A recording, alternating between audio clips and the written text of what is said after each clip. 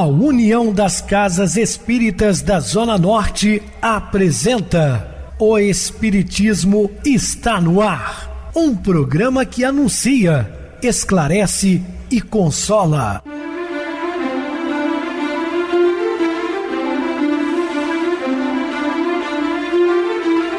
Não se turve vosso coração.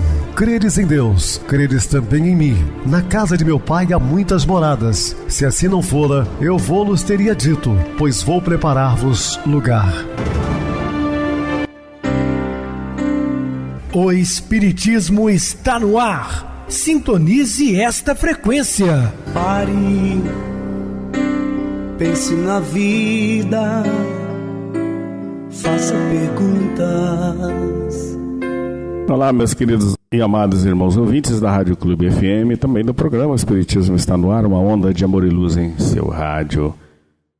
Estamos no ar há 11 anos, levando a mensagem consoladora de Jesus pela rádio e também pelo YouTube. O canal é Viver _ Melhor. Se inscreva, deixa seu like e sua opinião, sempre importante para nós. Podem também acessar o YouTube, digitar o Espiritismo está no ar. Lá encontrarão vários programas, inclusive o do dia. Recebo carinhosamente meu querido amigo, expositor espírita Marcos Ferreira. Uma boa noite, seja muito bem-vindo. Boa noite, Pedrosa, boa noite a todos os ouvintes. Grato mais uma vez pela oportunidade para mais uma noite de estudo. Muita paz a todos. Bem, meus irmãos, vamos falar sobre Simão, fraqueza e força. Dúvidas? Entre em contato conosco ligando para o WhatsApp da Rádio Clube FM, que é 0 operadora 32 999327758. Para falar comigo, utilize a TIM 988012675. Temos também o WhatsApp 9844949, novamente 59. O e-mail, o espiritismo está no ar, @hotmail.com. Interajam conosco, façam perguntas, tirem dúvidas. Podem dar sugestões ao programa, estamos à disposição dos ouvintes. Vamos agora para aquele momento muito especial que é o nosso momento de oração. Sintonize esta frequência. O Espiritismo está no ar. Momento de oração. Ninguém tem um destino do sofrimento. Ele é o resultado da ação negativa, jamais a causa. Muita paz e muita luz a todos. Estamos apresentando O Espiritismo está no ar. Bem, meus amados irmãos, estamos de volta com o assunto da noite, falando de Simão, fraqueza e força. A simples evocação mental do mestre produz sentimentos de ternura e amor que mimetizam o ser, dulcificando a vida.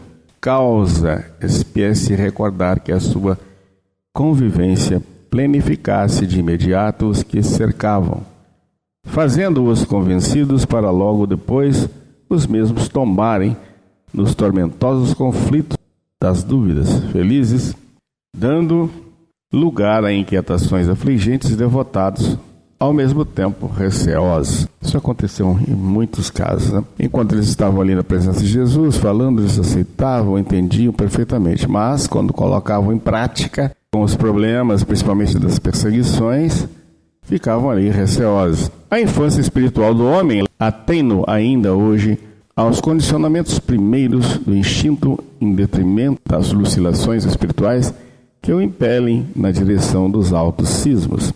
O entusiasmo que empolgava os discípulos após cada ação do mestre, produzindo inusitadas curas dos enfermos, ou decorrente da alma da sua palavra. Fulgurante que embaraçava os assuntos formazes dos interesses mesquinhos, que abria horizontes infinitos de invulgar beleza, ou a doçura que dele se exteriorizava, cedia lugar ao fácil abatimento, às angústias e aos temores difíceis de explicados. Não era fácil para eles abandonarem os quefazeres habituais a fim de se integrarem na empresa do reino dos céus. Não era fácil. Homens, trabalhadores, muitos rudes, que viviam da pesca, para sustentar, de repente muda tudo, vão seguir Jesus, tomam novas atitudes, e isso pesava muitas vezes, né? No entanto, eram espíritos convocados à luta árdua, de modo a cooperarem com o Senhor na obra da construção do mundo melhor. Esse convite já lhes fora feito lá no mundo espiritual. Uma responsabilidade com isso. Todas as vacilações de que andavam provas humanas, reiteradas vezes ao lado do mestre, transformaram-nas em inteireza moral e vigor de fé que os levariam aos supremos testemunhos. Jesus, que os conhecia em profundidade, confiava na sua abnegada dedicação no momento próprio, e porque se apresentavam dúbios ou falhos, discutidores ou íntimos ou tímidos, não os amava menos, antes vitalizava-os com sua coragem, a fim de evitar que eles falecessem no instante máximo. Então, Jesus estava ali, amparando-os nas suas dificuldades, nos momentos que eles ficavam frágeis.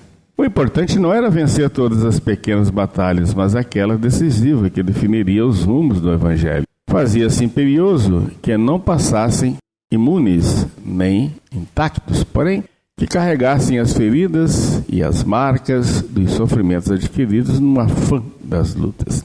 Jesus pediu a Deus, não os tire do mundo, somente ampare-os. Ele já sabia que eles passariam por dificuldades enormes. Num daqueles momentos máximos de definição, preparando-os para os superlativos confrontos com as paixões solventes do mundo, o Rabi advertiu, informou Pedro com autoridade que lhe era peculiar. Simão, Simão, eis que Satanás obteve permissão para vos joeirar como o trigo. Satanás quer dizer adversário, pensamentos negativos, era isso que o Cristo queria dizer, né? Não que Satanás, essa figura folclórica que as pessoas criaram, estava ali atormentando Pedro. Não, eram os pensamentos dele. Não havia espanto na voz, nem insegurança na palavra. Muitas vezes Jesus utilizava também, até para Pedro mesmo, afasta de mim, Satanás. Quer dizer, se você tomar o pé da letra, fazer uma interpretação apenas literal, como se fosse Jesus chamando Pedro de Satanás. Satanás, como eu falei mais uma vez, é aquele que diverge. Então, são pensamentos equivocados. Ninguém atinge as plataformas dos cismos sem a vitória sobre as infractuosidades das escarpas, nem a lenta conquista dos impedimentos à subida. Moldam-se os metais nas altas temperaturas que os depuram e os aprimoram. A fornalha e a forja são-lhes beneficiadoras e ignoradas. Não há exceção. No processo evolutivo, passando todos os espíritos pelos mesmos cadinho transformador. Aquela advertência é a lição que define a lei de igualdade e que estão submetidas todas as criaturas enquanto na Terra. O homem fortalece o ânimo diante da aspereza do compromisso e identifica-se o ideal pela firmeza com que o mesmo é vivido enquanto o apresenta. Dando prosseguimento à oportuna informação, o divino amigo aduziu: mas eu roguei por ti, para que a tua fé não desfaleça. Olha só, então Jesus sempre falando boas palavras incentivadoras, além do seu magnetismo próprio, sempre impulsionava o homem ao progresso. Na jornada do progresso espiritual, todos aqueles que marcham na retaguarda possuem anjos tutelares à frente. São eles a estrela polar de todas as vidas, brilhando e convidando a permanência no rumo. Retardam-se para socorrer e sofrem por amar. Intercedem junto aos supremos governantes em favor dos seus afetos. Constituem um estímulo constante e o forte imã que os atrai na direção correta.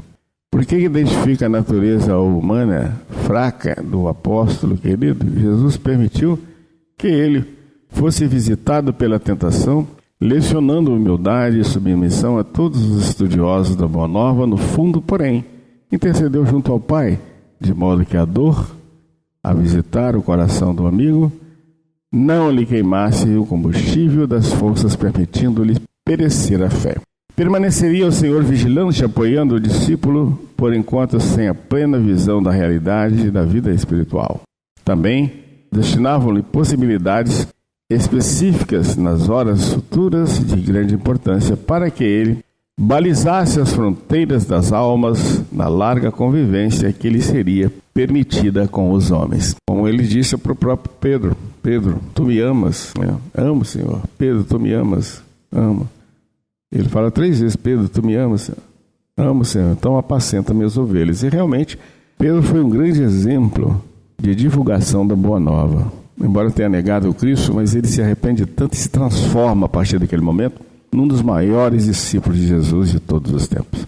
E por isso conclui o ensinamento com um lúcido e significativo pedido: e tu, uma vez arrependido, fortalece teus irmãos.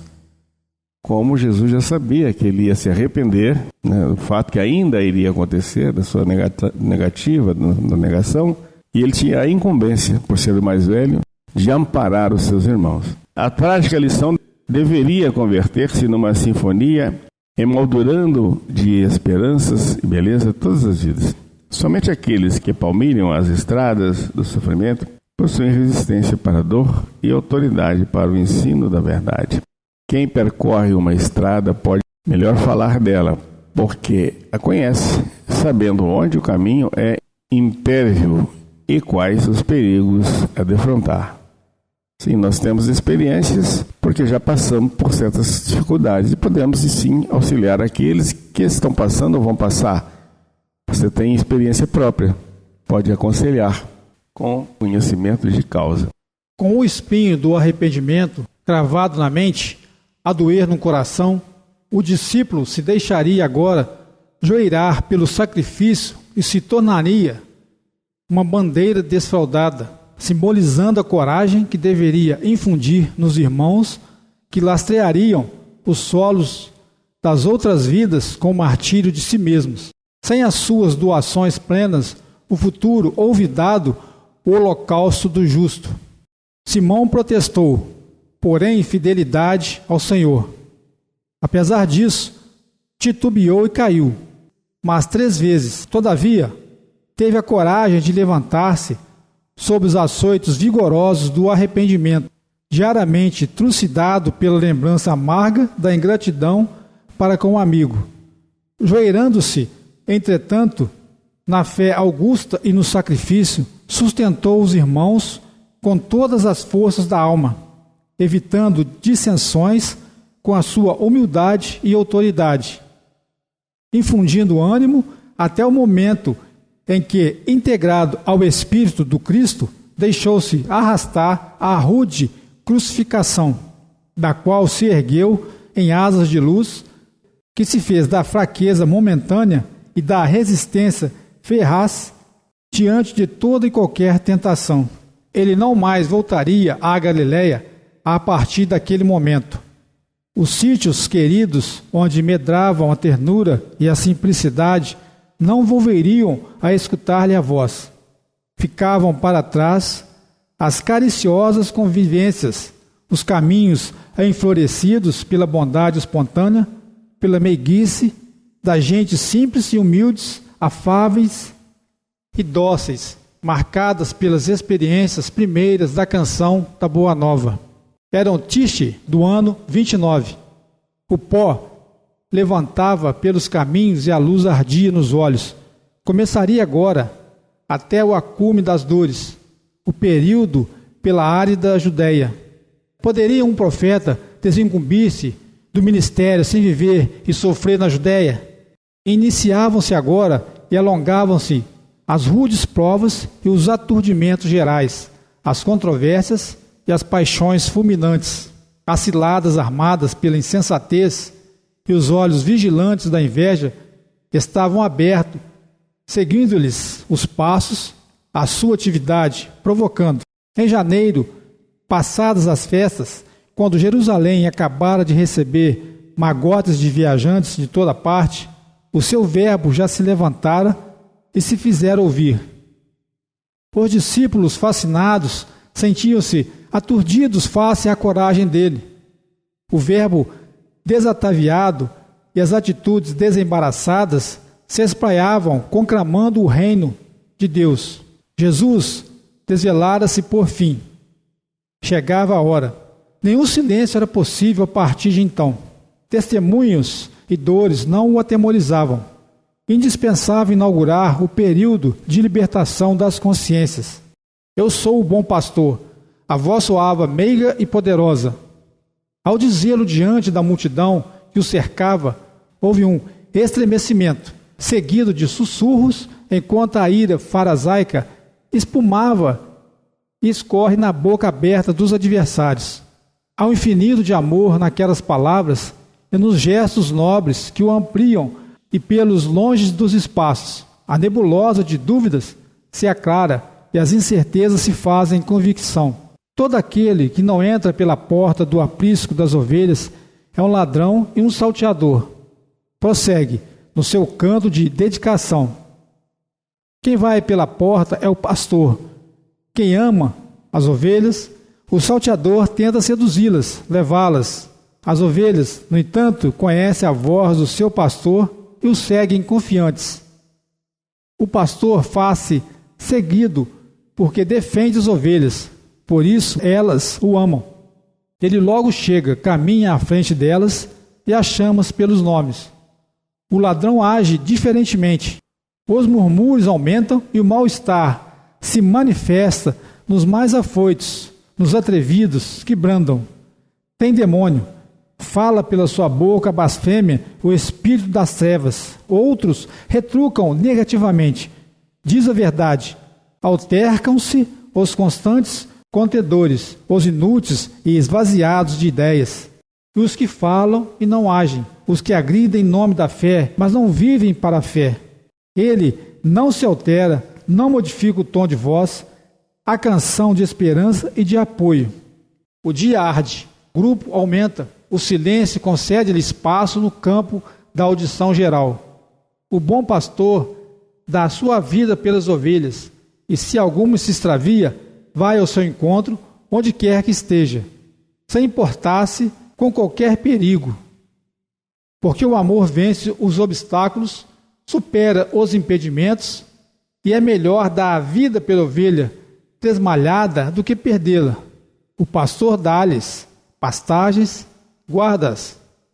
As almas solitárias, os corações sedentos de caridade, aqueles que jornadeiam em clima de necessidades, sob o açodar das dores, que não se encorajam a revelar, os que estão à borda da alucinação, porque cansados e exauridos, constituem, em todos os tempos, as ovelhas, o rebanho, a família, que o amor deve reunir em um só grupo, sob o seu comando.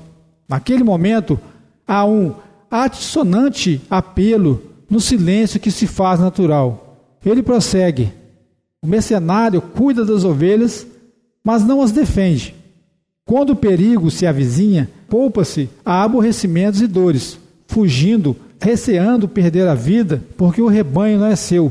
Por isso, não lhe dá o amor. Eu, porém, que vos amo, digo, eu sou a porta por onde as ovelhas entram no redil, a passagem de segurança que conduz e apoia. Lágrimas orvalham os olhos e emoções se avolumam nos sentimentos enregelados nos requisitos. Aquela doação total e sem limite penetra com reconforto e dá força, amparo e levanta. Todos sentimos necessidade de segurança, de ponto de referência, de certeza para caminhar em paz. A jornada solitária, o caminho pedregoso e ásperos, além das perspectivas humanas. Para vencê-los, no entanto, só com a presença de Jesus. Só Ele é o pastor, junto a quem as aflições se fazem paz e as precárias forças se transformam em alento. Há pastores, todavia, em seu nome, são mercenários, procurando tornar-lhe o lugar nos corações. Zelam por si mesmos, apaixonados e loquazes, suscetíveis e volúveis, buscam poder e glória, não escogitando dos interesses daqueles que o seguem. Pensam no próprio eu antes que nos outros. Soberbam-se na azáfama egoística, prescurosos e amargos. Não desculpam aqueles que discordam das suas diretrizes, que não os seguem, armazenando azedume e fazendo-se combativos no sentido negativo da luta. Veem perigos, apontam falhas, mas não protegem as ovelhas. São mercenários no curral. Quando se não beneficiam de moedas, fazem-no pelo elogio, pela autopromoção, assurragados pela conquista das coisas nenhumas com que se inquietam, que se abarrotam. Estão passeando suas injunções através dos séculos, em nome de Jesus. O pastor, porém, verdadeiro, afável, doando-se, é conhecido facilmente pelas ovelhas que lhe identificam a voz, os sentimentos, os instrumentos da ação e o conseguem, porque são amadas, seguindo-o, confiantes. O bom pastor, acima de todos os pastores, comanda as ovelhas com incomparável amor. Porta, estrada de acesso e rota. Cajado de comando e presença de apoio. Antes, naquele interim, entre outubro e janeiro, ele atendera publicamente à mulher adúltera.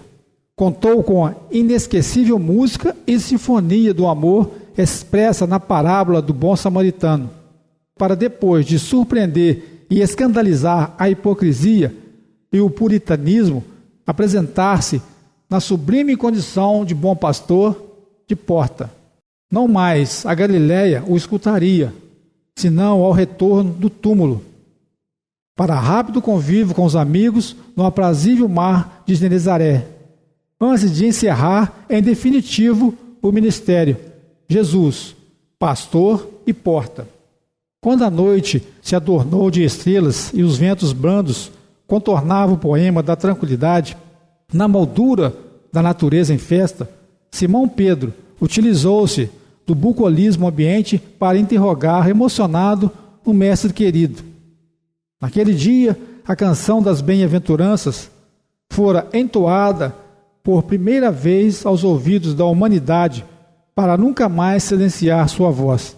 O impacto da mensagem impregnou a terra com uma vibração jamais sentida, assinalando profundamente a história dos tempos futuros. O amor desatou finalmente seus elos e ligou as criaturas todas, umas às outras, para não mais se apartarem.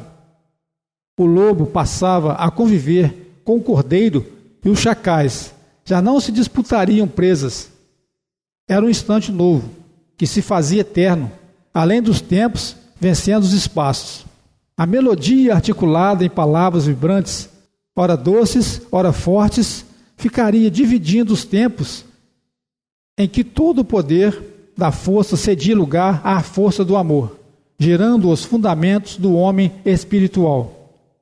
Seria impossível agora ignorar-se a missão do homem inteligente do mundo. Não haveria lugar, no contexto da nova doutrina, para as lutas fratricidas, nem para as disputas mesquinhas. Jesus rompera indimensional a alimentação do homem, concedendo-lhe força e visão imensuráveis. O amor se tornava o zenite e o nadir dos interesses superiores. O ar balsâmico levaria por toda parte a voz, as palavras, as regras de ouro da não-violência, da tolerância, do amor sem limite. A multidão dispersara-se, magnetizada pela embriaguez festiva das esperanças ditosas.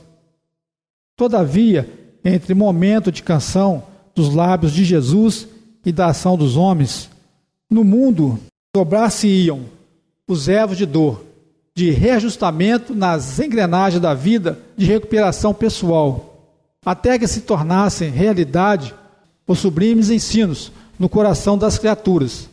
Os lobos se uniriam aos lobos e os chacais se disputariam por os despojos das presas vencidas. Porque ele constituíste uma sinfonia penetrante e bela, mas difícil de dominada em toda a sua musicalidade sublime. O velho pescador, que se calejara nas lutas com os homens e não lograva dominar os ímpetos que não poucas vezes o martirizavam, buscou o amigo a fim de aclarar as dúvidas e interrogações que os ensinos libertadores suscitavam. No alto, uma luz fulgurante derramava a gentia claridade que embelezava a terra em paz. Mergulhado em profundo cismar, o Senhor aguardava as ansiedades dos companheiros, a fim de os libertar por dentro das aflições perturbadoras, dando à voz emocionada um acento de ternura.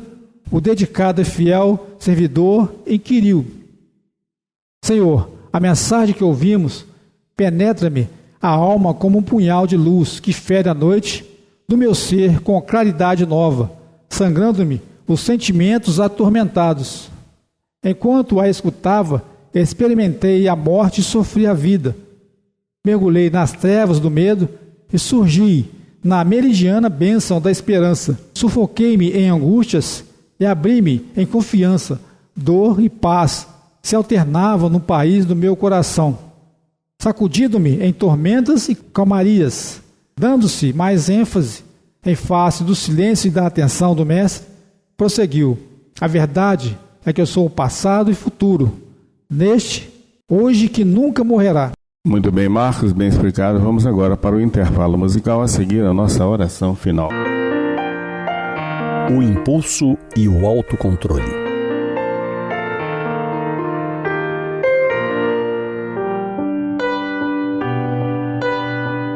No coração das montanhas do país de Gales vivia o príncipe Aron, um guerreiro respeitado, dono de vastas terras e de um tesouro verdadeiramente insubstituível. Seu fiel cão de caça, Gellert. Gellert era conhecido por todos. Grande, forte, atento a cada passo do dono. Mais do que um animal, era guarda, companheiro de batalhas e sombra inseparável do príncipe. Nada passava despercebido aquele cão, de olhos vivos e faro aguçado.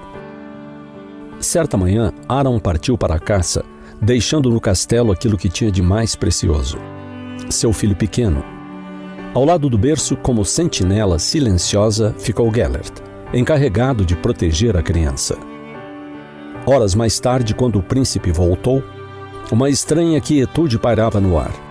Ao entrar no quarto, encontrou o berço virado, o chão manchado de sangue. Gellert, ofegante, veio em sua direção com o focinho e as patas manchadas de vermelho. O mundo de Aron desabou num instante. Sem pensar, tomado pelo horror e pela certeza de que o cão havia atacado o próprio filho, ele desembainhou a espada. Com um golpe, pôs fim à vida de Gellert, que caiu aos seus pés com um olhar de confusa lealdade. Aron caiu no chão em lágrimas, sem entender a razão de toda aquela desgraça.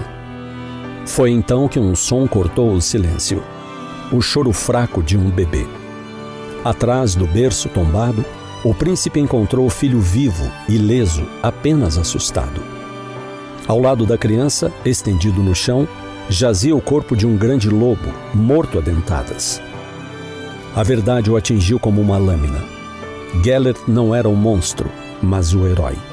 O sangue não era do menino, mas do inimigo que o cão havia enfrentado e vencido para salvar a criança. Consumido pelo remorso, Aron tomou o corpo de Gellert nos braços e ordenou que fosse enterrado com honra sob uma pedra marcada para sempre. Dizem que a partir daquele dia, o príncipe nunca mais voltou a sorrir. Até hoje, conta-se naquelas terras a lenda do túmulo de Gellert, que ecoa como um aviso. Algumas decisões tomadas por impulso não têm volta.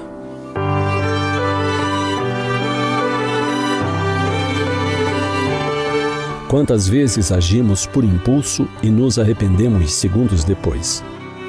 Dominados por emoções que eclodem, que nos invadem e tomam conta de tudo, acabamos perdendo o controle, como se diz popularmente.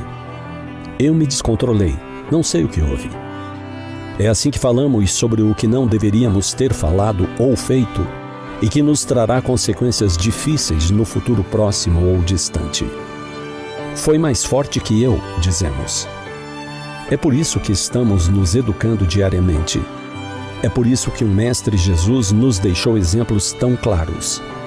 É por isso que a disciplina de pensamentos e o trabalho diário de autoconhecimento são tão importantes.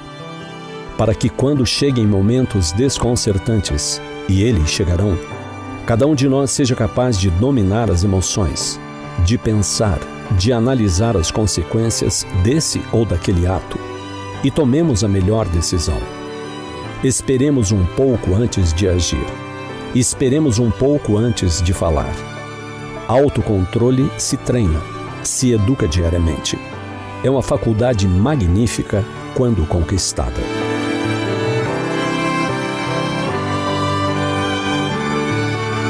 Sintonize esta frequência. O Espiritismo está no ar. Momento de oração. Amigos e irmãos em Cristo, por que às vezes deixamos a porta aberta por onde penetram os inimigos?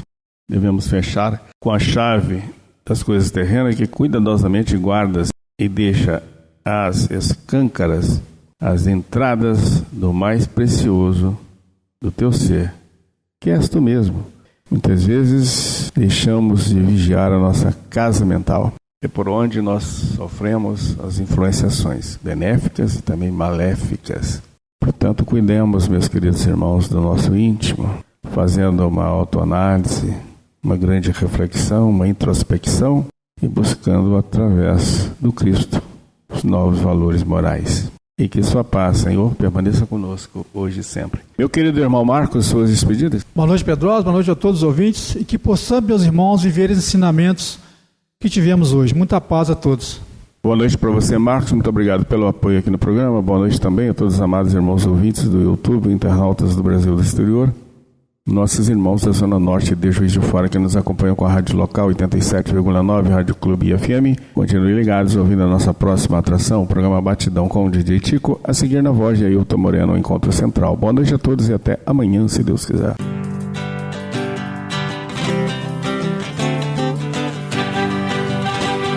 A União das Casas Espíritas da Zona Norte apresentou O Espiritismo está no ar, anunciando o Evangelho de Jesus, esclarecendo sua mensagem, consolando corações.